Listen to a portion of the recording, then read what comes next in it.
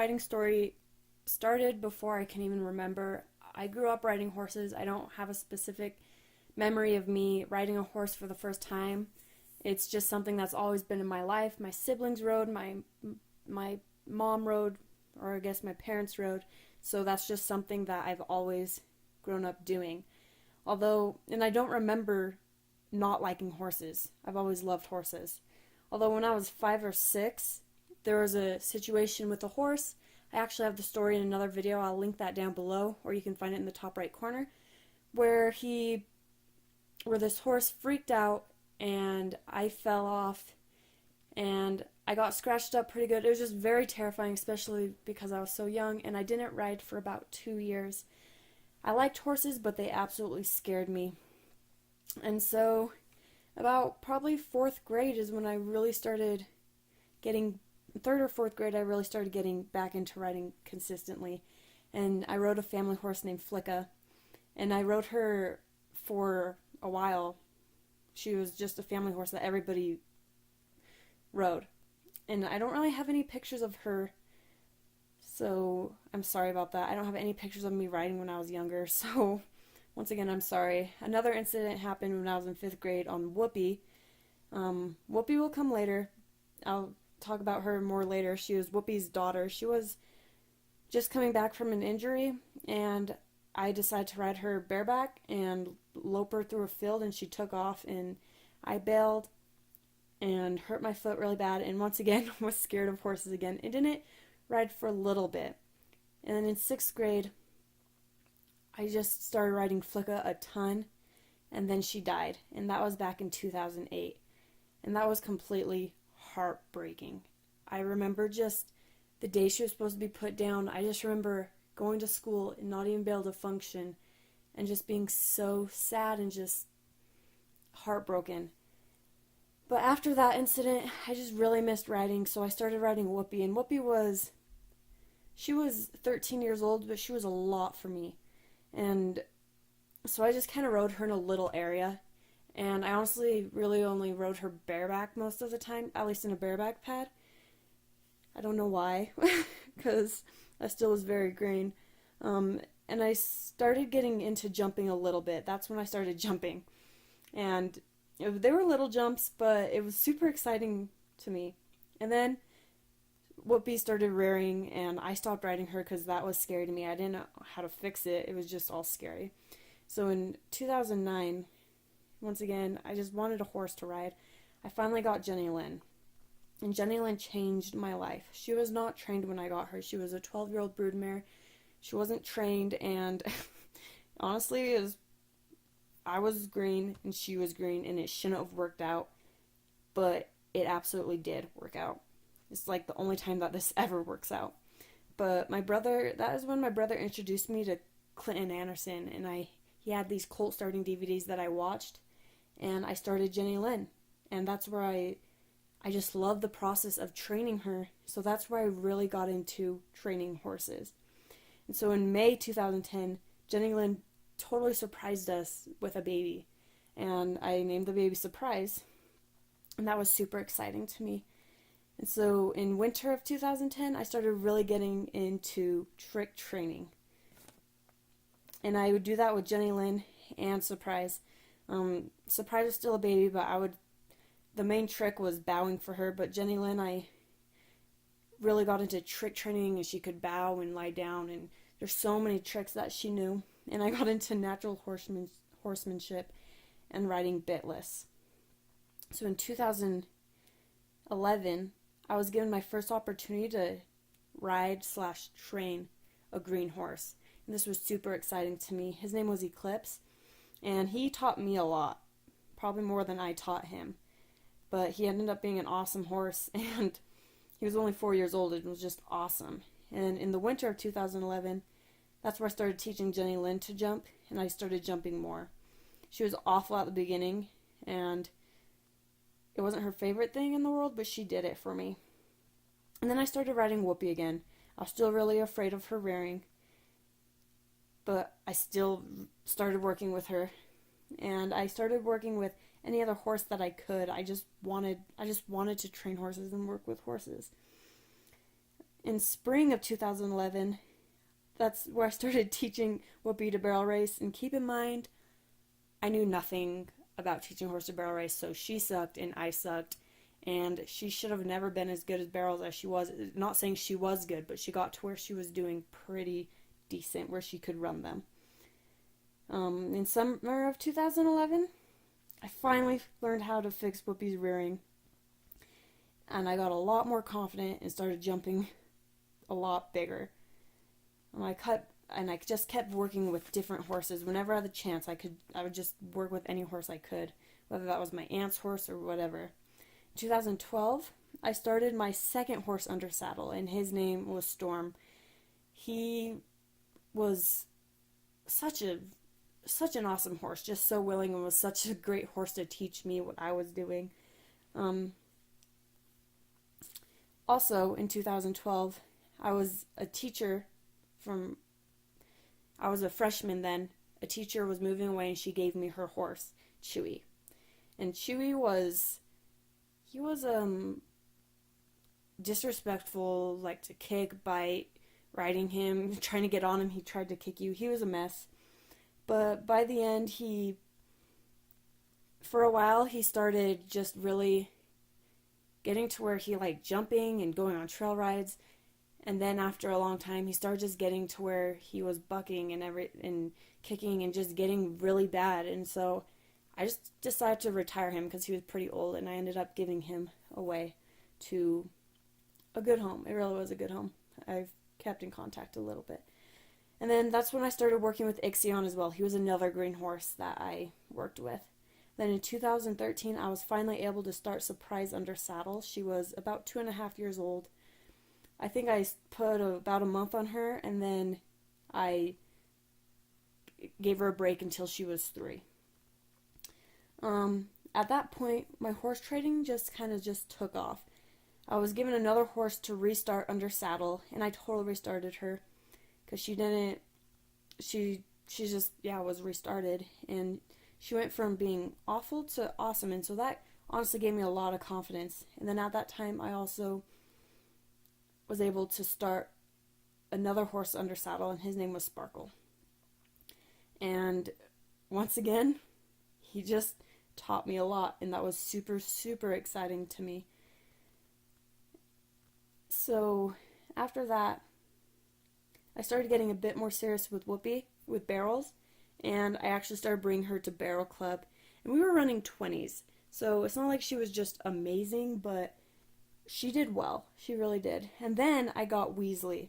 Weasley was a horse that I bought to train and sell, and he was kind of a rescue. He was extremely skinny, his feet were super long, and he was 3 years old, still a stud, locked in a 12 by 12 pen his whole entire life.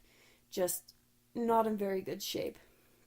And so I started him under saddle, and he had problems with his tendons and stuff, but once we got through that, he was just an awesome horse.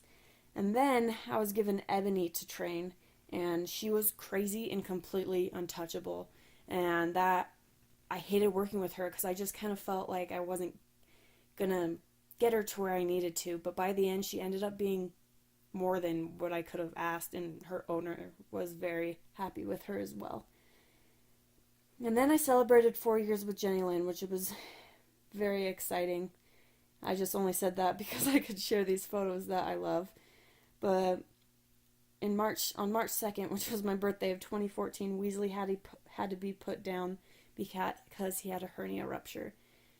And that was heartbreaking to me because I had him trained to where he was seriously so chill and so fun to ride, and I had just completely fallen in love with him. I was so heartbroken. So April of 2014, I bought Indy, and I started her under saddle, and she liked bucking, and she would buck violently and was very disrespectful, but she taught me a lot. In 2014, spring of 2014, I also did rodeo with Whoopi. It was an awesome experience, even though we didn't do that amazing. Whoopi was just very spooky, so she liked to spook at the signs and barrels, and so, it was just still a very, very fun experience. And after that, I got Ebony back to put another 15 more rides on her. And then, sorry, my voice did something weird. And then I was in June of 2014. This was very exciting. Such an awesome opportunity. I was given Arwen. I wasn't given her. I did the Mustang makeover through 4-H with Arwen, and she was a yearling at that time. And that was just an awesome experience. And I think I ended up placing third with her. She was difficult, but it was just such an exciting experience, and I completely fell in love with her. And then my cousin actually bought her after that at the auction, and then my cousin sold her to my other cousin, and now, yes, that's where we are right now. So in August of 2014, I was given a mule to train. Once again, another huge learning experience. I learned that mules are different than horses, and I had to totally reteach myself how to train them, almost not totally, but it was different, and it was difficult because I thought that they were going to be the same as horses, and really they aren't. But he was a super cool dude. His name was Spot. And I was still training Indy all this time, and so September of 2014, I had a totally life-changing experience. I went to my first Clinton Anderson tour, and he explained why horses might buck or rear, and then explained that if you do groundwork, that can just get them using their brain more and thinking and respecting you. And so after that, there was a solid month where I did groundwork with Indy, and she finally just stopped bucking after that completely. So that was just awesome. And so after that, I was able to start jumping her and everything, and she was just so fun to ride. She was just one of my favorites. And so then, January 2015, Jenny Lynn had another surprise and popped out Johnny. And we found out that Weasley got in with Jenny Lynn in February of the previous year. And so January of 2015, she had Johnny in the middle of winter, and it all went well, and it was super exciting. And at that same time, I found Rory on Craigslist, and I called the lady, and I was like, hey, I want this horse, but I won't be able to get her till spring. And so she actually held her for me. And then in February of 2015, I went to another Clinton Anderson tour, and that's where I won my saddle. Literally, I'm so grateful for that, because I couldn't afford a new saddle, and my saddle was old, and it's something that I'm just seriously so, so grateful for that experience. So in April, I finally put a down payment on Rory, and then in May, I picked her up. So that story was crazy, because on the way there, it was a 6-hour drive. Our truck broke down, and we were stuck on the highway for 7 hours until my uncle saved us. And then the next day, we were able to go pick her up and bring her home. It was a crazy story. In June, I started training her, and that I only got a few rides on her, and then school started, and I wasn't able to do anything with her for 2 years. In July, so I sold Surprise, and that was very hard, but Surprise and I didn't get along, so it was very good at the same time. In December, I gave Johnny to one of my closest friends for Christmas. And then in February of 2016, I worked with another little horse named Eclipse, was Ebony's baby. And it was another training experience. And then before that, I worked with a horse named Saul as well. And he was just another baby. All these are Morgans from the same guy. He has me train his horses for him. And then in 2016, I started dating my husband, and I started going to school. And during that time, that summer, I lived in California for a month, because that's where my husband lived. And I worked with Hick and trained Hick. Well, I didn't start him from the saddle, but he had a bucking problem. And so I just worked with Hick. In September of 2016, I got engaged, and then I got married in November. And then we lived about an hour away from where I grew up while Ryan finished school. Then after that, I started noticing Jenny Lynn was going lame, which was very sad for me. but in 2017, January, I sold Indy. I originally bought Indy to train and sell, so this wasn't a this was a good thing. With that, I was able to buy my Clinton Anderson training kits, and the amount of knowledge they carry is crazy. That completely changed my life. That sounds dramatic, but like my knowledge just expanded like crazy.